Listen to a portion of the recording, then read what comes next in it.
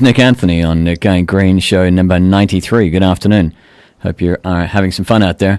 I'm going to talk today on the Going Green show about specifically a new cracking idea. It's a new initiative started out of New York this week in response largely to the IPCC, the International Panel for Climate Change report, which came out last weekend. And controversially now, there is an agreement between scientists across the world that climate change is indeed caused by humans. And as we well know, there are a number of good measures around the world of governments and businesses starting to steer the battleship away from what is going to be devastation across all of the planet. And one of those, more recently, as an advocate against climate change and indeed the effects of climate change, has been the U.S. Obama, first president for a long time to actually get up and assess the risks, talk about the risks, and make it now a public debate. Well, following on from that IPCC report, we've had an announcement that Michael Bloomberg, who's an independent and a mayor of New York City, together with Hank Paulson, who's the former chairman of Goldman Sachs and Treasury Secretary in the George W. Bush administration, and a fellow called Tom Steyer, who's the founder of Farallon Capital Management, and has been co-founder of a book called The Next Generation. Together, those three have formed a think tank, effectively a group to come together to assess climate change risk. And in the Washington Post yesterday, they ran an interesting article which I thought is worthwhile talking about today. And this is coming from the team of three. They say that if the United States were run like a business, its board of directors would fire its financial advisors for failing to disclose the significant and material risks associated with unmitigated climate change. Managing risk is necessary for individuals, investors, businesses, and governments.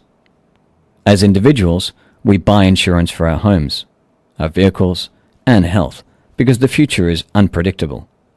Businesses take similar actions and save when they can for the next economic downturn. Investors diversify their portfolios and hedge their bets for the same reason. And for governments, managing risk can mean anything from maintaining a standing army in case of war to filling a strategic petroleum reserve, perhaps to protect against severe shocks in oil prices.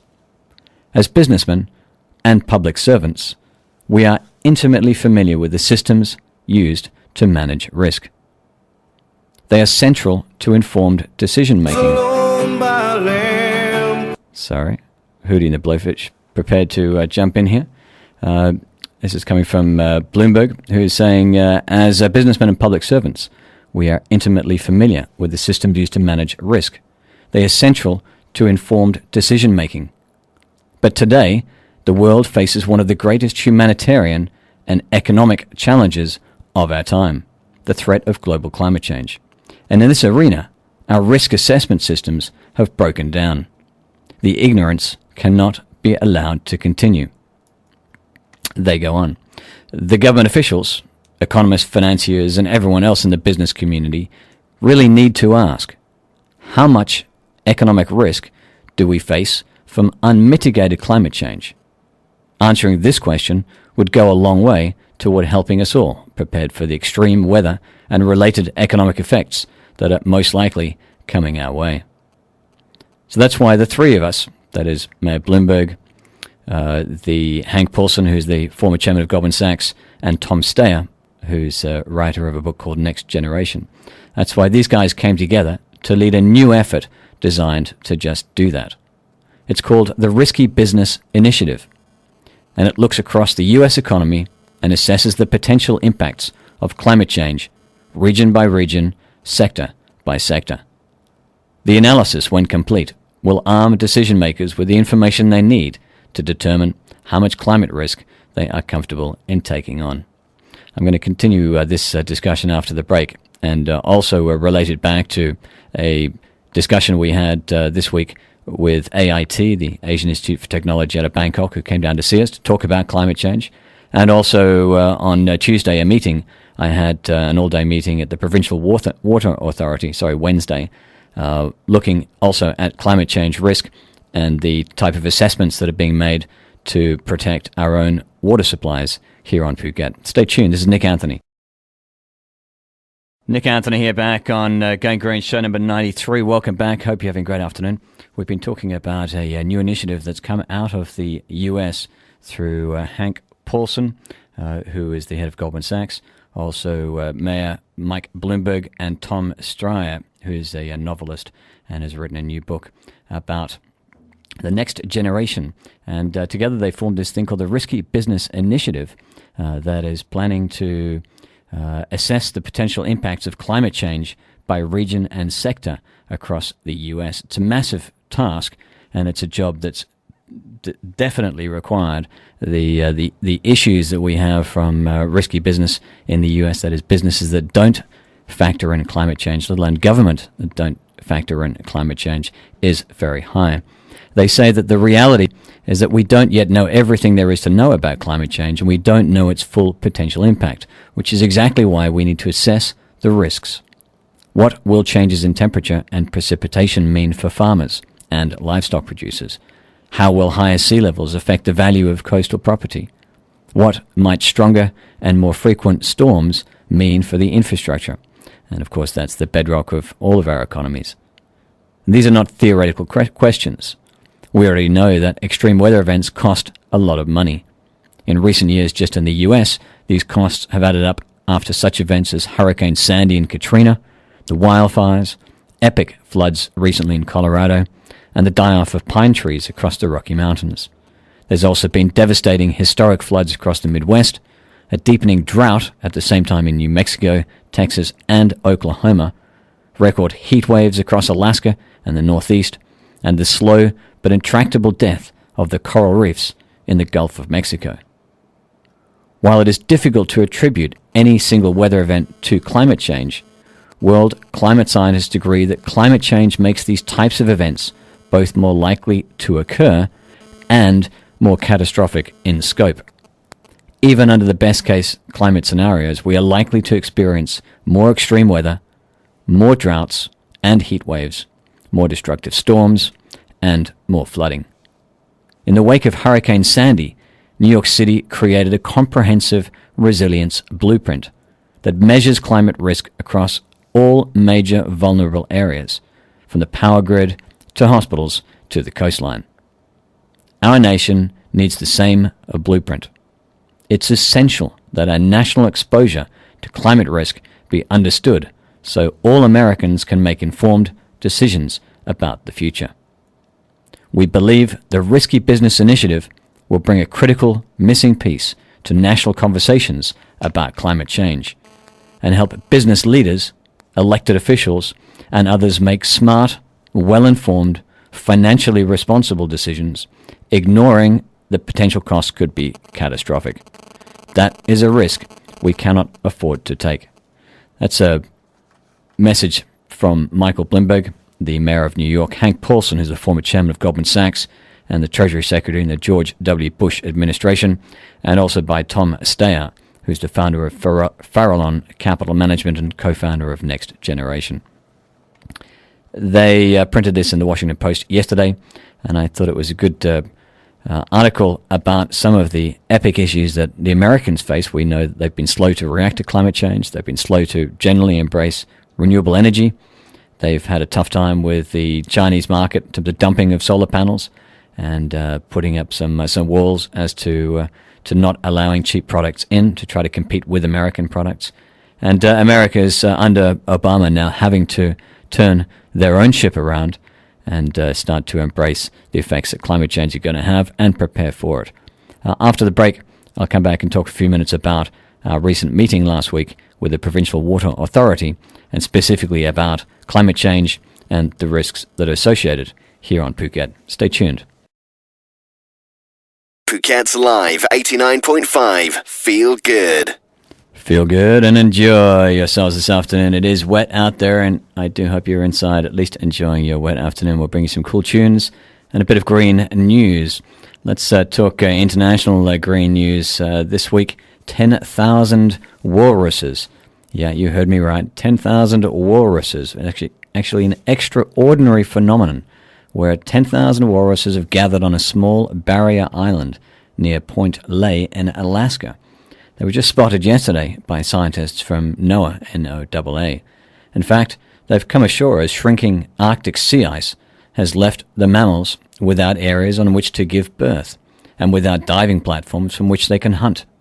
While a dramatic and horrifying commentary on the effects of global warming, the massive gathering of walruses also poses a threat to the safety of the young among the herd. Each year, Arctic sea ice reaches its annual minimum in September. On September the 12th, last month, 500 to 4,000 walruses had been observed on the beach near Point Ley.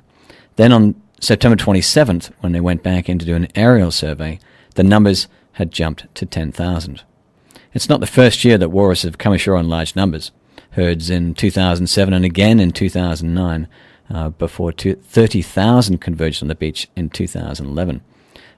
However, the situation such as the current one, where the summer sea ice decline has almost reached north beyond the waters of the continental shelf and into the Arctic Ocean, this has left the edge of the sea ice sitting over waters that are 10,000 feet deep. They're too deep for the walruses to be able to dive to the bottom and hunt for the snails, clams, and worms on which they subsist. With the huge number of walruses packed into such a small area, scientists and marine experts are concerned that a stampede could pose a threat to the young among the herd, and the presence of a polar bear or human could cause a fright among them. A stampede did take place in 2009 in Alaska's icy Cape, and it left the carcasses of more than 130 mostly young walruses. Very sad news there, and again impacts on climate change, and here the reduction in sea ice. Also talking about the Arctic, Greenpeace this week have now formally charged all 30 members of Greenpeace that attempted to board a floating oil rig up in the Arctic ice shelf. It's a Russian-owned rig, and they sent out 2 inflatables that went to the edge of the rig, and a number of the Greenpeace activists were actually able to climb onto the rig before being arrested at gunpoint by Russian police, equivalent of the FBI. The Greenpeace activists have now been held for approximately 10 days, I believe, and they were formally charged yesterday with piracy, looking at a 15-year jail sentence. So a big for around the world. This is Greenpeace's biggest single problem since they lost their boat sitting in the harbour of, in New Zealand, back in about 1984. So this is a massive thing for Greenpeace. They are there purposefully to try to halt oil development in the north as this Arctic shelf shrinks. All the oil companies are trying to get in and get access rights, but of course up there, given it's taken them 5 days to tow the boat and get the Greenpeace activists from the rig to the nearest Russian port, 5 days. A similar time it would take for any emergency crew or indeed cleaning equipment to get into that rig area. So the risk of massive oil pollution from something that happened obviously in Florida, the coast of Florida, with BP, which was in fact the single largest oil spill in history, the prospect of it happening up in the north would be devastating. I was just reading that the BP oil spill actually happened on Earth Day. Very sad. Nick Anthony here talking about walruses and climate change. Whilst we're on international news, they're in Japan this week. We keep a bit of a tally on what's happening in the prefecture of Japan and the very south in the Wakayama prefecture, where right now in Taiji, a small coastal town, fishermen are hunting whales and dolphins, currently legally under Japanese law, and where they're allowed to, in one season, take just over 2,000 dolphins and pilot whales from the ocean. They kill them or they sell them to marinas around the world. Don't go to dolphin shows, and please don't encourage that type of experience for kids. And to understand that dolphins and whales should be wild, and they should be left in the wild. Nick Anthony here, Going Green Show, show number 93. The 80s, 90s, noughties, and now. Phuket's Live 89.5. And good afternoon, Phuket. Nick Anthony here. I'll be back in a few moments with the Going Green show number 93. But beforehand, let's talk about some news. I'll use this opportunity to talk about local Thai news and also a review of this weekend's edition of the Phuket newspaper, released yesterday on Friday afternoons, available for 20 baht and available across the island. Do grab yourself a copy. Firstly, let's talk about flooding here in Thailand, close to home. Nearly 3 million residents so far across Thailand, in fact 33 provinces, and over 12,500 villages have been affected by flooding since September the 17th. The Department of Disaster Prevention and Mitigation Department confirmed the death toll from the floods rose to 30 as of Friday morning, 11 in Surin, 9 in Sisaket, 5 in Prachanburi, and 2 each in Nakhon Nayok and Yosoton. Many areas of the capital have seen heavy rain since Thursday night. Main roads such as Pahon Yotin, Kaset, Navamin, Lad Prao, Rama 4, Changwatana, and Nangwong Nwam have flooded, causing massive traffic congestion, so avoid Bangkok this weekend if you can. Official figures obtained from residency rolls listed the following as damaged by floodwaters: over 14,000 homes, 2.2 million rai of land, nearly 5,000 roads around the country, over 200 bridges, over 200 schools, and 325 temples. So we do have massive problems again with flooding and more rain coming over the weekend. Also in Thai news, yesterday there was a big wildlife bust. A truckload of protected animals, including more than 350 turtles and 100 snakes, was seized in Khon Kan's Muang district late on Friday night. Highway police arrested a pickup truck after stopping their vehicle for a search in front of the second Khon Kan bus terminal. Also included were 100 king cobras, amazing, and 100 monarch lizards as well. Looking closer to home in terms of Phuket news, in this weekend's edition of the Phuket News, on page 3 is an article about Similan National Park opening on October the 15th, and a warning out there to tour operators that there's somebody selling fake National Park access tickets. Buy a bunch now, pay less cash, and in fact pay cash up front, and you can get cheaper access to the national parks. It's not true. He's a fake seller, so do not buy national park tickets unless being at the national park.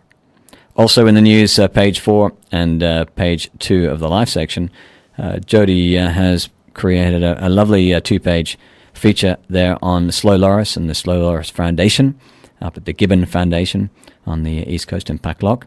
In fact, I learned a few things about this article, that in fact lorises eat resin, hence they've got the small tough teeth. So far, there are 100 slow lorises at the Gibbon Foundation in Pak Lok. There's 100 on the waiting list, and a dozen have so far been released. They work with the DNP, Department of National Parks, Bangkok-based Love Wildlife Foundation, and the Pattaya Slow Loris Rehab Facility. They tend to lorises using an IUCN rehab program where they quarantine them for 6 weeks. They then monitor for 6 months, and then they're in a position to release them. Here in Phuket, 4 out of every 7 of the slow loris have had their teeth clipped, basically pulled out, so they cannot be released and will need to stay in cages. Page 5 on the Phuket News, an article about beach encroachment, and in this case encroachment in Boat Lagoon, where Vice Governor Somkiat takes on 25 illegal structures. Announcement over the last couple of days on Kamala Beach structures. Last day for removal was yesterday. An extension for removal was not granted. Clearing execution is now imminent. On Surin Beach, structures on beach side of access road have 3 weeks, then expect the same action or a referral to the DSI. Bangtao Beach, they've announced, is now going to be following in the same steps. Getting tough on Phuket's beaches, putting Phuket's beaches back in public hands. Page 8, Phuket News. The Phuket's Vegetarian Festival got underway this morning. It was initiated in 1825. It was based actually on a performance by Chinese mine performers back in the early days. They, however, grew sick from their diet. They went on a vegetarian diet, and the tradition now follows. Do refer to the PhuketNews.com, and there you'll find out all the information about where to go and what to see. It'll be ongoing for the next 10 days. Page 13 says that Phuket is now on the map when it comes to China. In fact, Phuket's amazingly made China's second most favorable destination by TripAdvisor, China's counterparty, Daodo.com. Hong Kong was number 1, Phuket at number 2. Congratulations, Phuket. Taipei was number 3, Bangkok was number 4, Singapore surprisingly number 9, and maybe even more surprisingly, London was down to number 14. So if you're wondering why there's a lot more Chinese tourists running around Phuket, indeed, that's why. We're number 2 for Chinese travellers. Okay, page 13 on healthcare from this weekend's edition of Phuket News. Bangkok Hospital has scooped 2 awards at the Asian Hospitality and Management Conference in Bangkok. They received an Excellence in Marketing with its Be Healthy Fair and an Excellence in Equipment with its One-Stop Checkup. Very good job, Bangkok Phuket Hospital. That's it for local news. Further to the Clean Island campaign from last week, where we launched the waste management campaign with the government, the Magic Eyes Litter campaign. The numbers are now in, and we collected over that weekend more than 350 bags of trash, on average about 8 kilos per bag, which is nearly 3,000 kilos, 3 tons. In perspective, Phuket's trash is about 750 tons per day, so it's a relatively small amount of total volumes, but good news that it's getting taken off the beaches. In Australia, they say, don't be a tosser, think before you throw. Let's take a look at the weather out there. It's still wet and windy, nothing changed, and likely to stay now for the next 3 days. Wind speeds have picked up. They're currently running at around 12 knots, with gusting up to 15 knots. Tomorrow is Sunday, wind gusts likely to increase to 21 knots, and through Monday afternoon into Tuesday morning, wind speeds expected gusts of 25 to 28 knots. That's all the way through Tuesday. So a wet and wild couple of days coming. Temperature is a mild 26 degrees, quite low for Phuket. We'll see the low tide in about an hour and a half at 4:35. High tide this evening at 10:30 p.m. Sunset will be this afternoon at 6:20, and sunrise tomorrow morning at 6:13 a.m. So take care out there on the roads. It's wet, it's dangerous, it's slippery. Keep your speeds down and watch out when you go around corners. There's often big pools of water. Nick Anthony coming back shortly with Going Green, show number 93. Phuket's Live 89.5. Good afternoon, Phuket. Nick Anthony here on Going Green, show number 93. I've been talking in the first hour about a new initiative called Risky Business, started in New York this week by Mayor of New York, Michael Bloomberg, and Hank Paulson, the ex-chairman of Goldman Sachs. And they've set up a study group to initiate a widespread campaign to make specifically big business aware of the climate change risks and to plan for climate change risks. And something here on the island that I've been involved with some discussions over the last 2 weeks in particular. We met firstly with the Thai Environment Institute, Bangkok Kunpakamas. She is one of the senior people there with the Thai Environment Institute. Long track record here in supporting Phuket, originally with Dr. Cham Nguyen, who's now at the IUCN. But also in that meeting with Kunpakamas was the ISET U.S. Senior Staff Scientist, Ken McClune, in from the U.S., USAID Asia's Kun Porn Noon, who's based up in Bangkok. And we also had an interesting fellow, Guillermo Mendoza, who's with the U.S. Army Corps of Engineers, one of their senior water resource engineers. And we had a meeting to discuss embrace climate change and a pilot island study for Phuket that will be integrated into the SEEK sustainability plan that we've been drawing for the last year and a half in the support and with the support of the local government. Following on from that meeting, on Tuesday, Sean and myself found ourselves at the Provincial Water Authority up at Bang Wat Dam, where we had a meeting on climate change and its impact on Phuket's water position. Of course, we do have some fantastic dams already in Phuket. However, Phuket generally has a waste mentality when it comes to water. We have a Songkran mentality. It's meant for throwing away. Indeed, that does bring you good luck. However, it is a huge waste of water. At the same time, there's very little water efficiency around the island in terms of showers, taps, and of course, water is very cheap. When something's too cheap, you don't respect it. And that's generally the problem all over the world. We've been fortunate in Phuket. We've been blessed with plenty of water.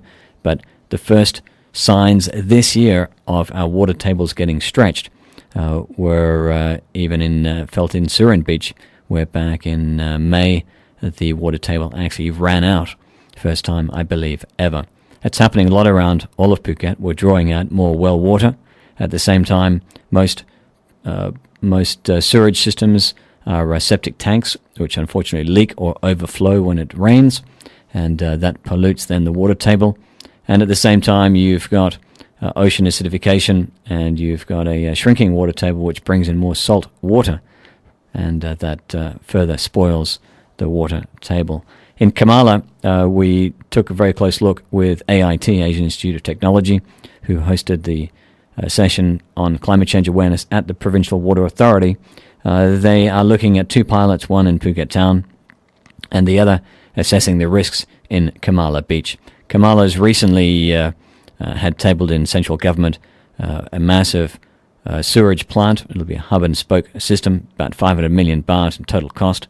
And with that green light, Kamala will be able to put in a brand new system over the next couple of years. Now, importantly, that needs to be planned with respect to the latest IPCC climate change report, expectations of sea level rises, more precipitation, and the problems of also further town planning nightmare in Kamala, where a lot of Kamala will be built up to 23 meters over the next 10 years. It's possible that Kamala is going to start looking more like Patong, and also with that a flow of people living in the island, possibly 5 times what it is today.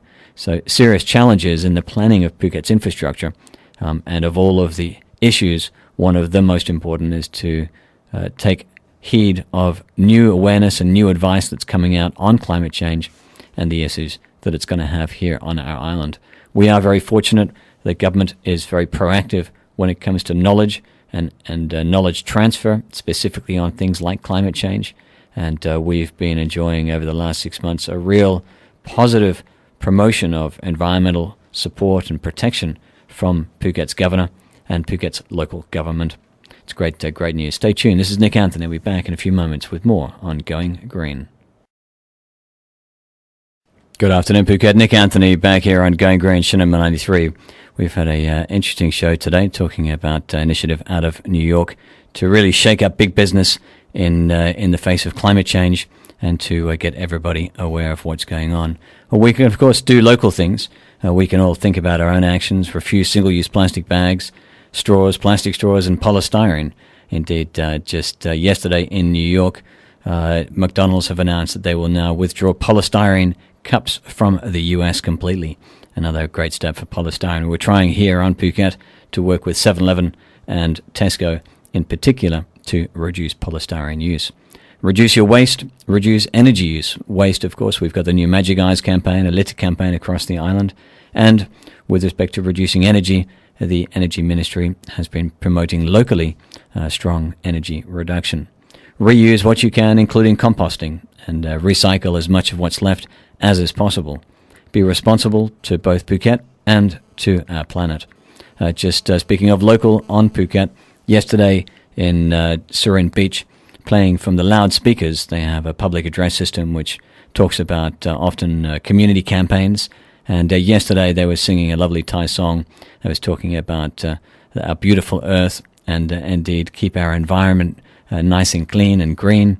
And indeed by keeping our own island beautiful and our world beautiful, we in turn protect ourselves.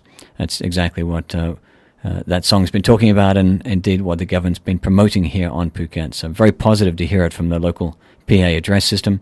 And it's good that the local government are bringing it down into the community and awareness of what's good for Phuket.